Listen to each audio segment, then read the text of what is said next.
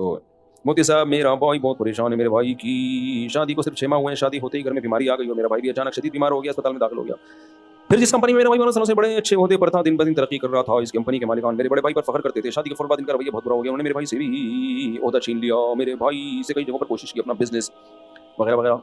देखो कुछ लोग, हिंदुओं में कॉन्सेप्ट है नहूसत का, ये कॉन्सेप्ट हमारी सोसाइटी में भी है। हदीस में आता है ला तियरा वला अदवा, इस्लाम में नहूसत का कोई तसव्वुर नहीं।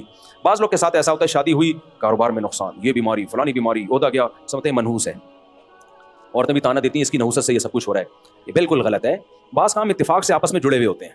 इसकी मिसाल ऐसे है, यूट्यूब पे अभी कुछ दिन पहले एक वीडियो थी, एक आदमी ने ट्रेन को धक्का देना शुरू किया और ट्रेन चलना शुरू, और वो कह रहा है हाँ देखा मैंने धक्का दिया और ट्रेन चल रही है। भाई वो वैसे ही चलने वाली थी, इत्तेफाक से तेरा धक्का उसी वक्त में लगा है जब उसका चलने का इरादा था।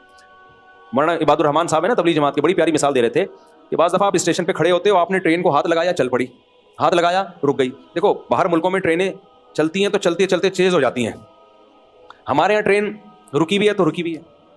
आदमी को उम्मीद होती है चल पड़ी, चल लिया, एकदम खुशी की लहर, एकदम रुक गई आगे जाके, फिर रुकी भी है, फिर उसको पता नहीं वो कहीं से आया उसका ड्राइवर, फिर चलाई, फिर उसको ख्याल आया नानी का फ़ोन आ गया होगा या कुछ हो गया होगा, फिर रोक दी।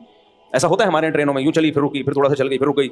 अब एक आदमी ने हाथ लगाया, ट्रेन को हल्का सा चल पड़ी, हाथ लगाया, रुक पड़ी, कह रहे मेरे हाथ लगाने से ट्रेन चलती है और मेरे हाथ लगाने से ट्रेन रुकती है। भाई बेवकूफ़ आदमी, इत्तेफाक ऐसा हो गया है, हुस्न इत्तेफाक कि ट्रेन ने उस वक्त चलना, 20 लोगों ने हाथ लगाया इसको, तो तेरे हाथ लगाने में इत्तेफाक से वो हो गया।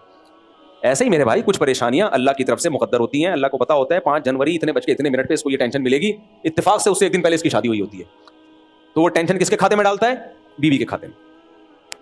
कुरान और सुन्नत पे अगर ईमान है ना, तो हमें पता चलता है कि औरत के आने से रिस्क में बरकत ही होती है, नहूसतें कम होती हैं। निकाह मनहूस अमल है जो उसे नहूसतें होंगी, या मुबारक अमल है? मुबारक अमल है।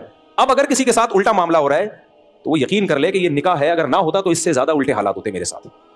शादी की वजह से कुछ बचत हो गई है, यानी हम तो आलिमुल गैब नहीं है ना। बहुत सी परेशानियां ऐसी होती हैं जो होने वाली होती हैं, अल्लाह ने वो किसी काम की नेकी की वजह से टाल दी होती हैं। जैसे दुआएं कबूल कैसे होती हैं, हम कुछ मांग रहे होते हैं वो नहीं मिलता, लेकिन एक मुसीबत आने वाली होती है वो टल जाती है। अब वो मुसीबत हमें नजर थोड़ी आ रही है, तो जिसका गैब पर ईमान होगा वो कहेगा भाई दुआ कबूल हो रही है, जिसका गैब पर ईमान नहीं होगा वो कहेगा मैं तो मांग रहा हूँ कुछ भी नहीं मिल रहा मुझे। भाई कुछ मिल तो नहीं रहा, लेकिन बहुत सी चीजें जो मुसीबतें आनी थी वो टल रही हैं।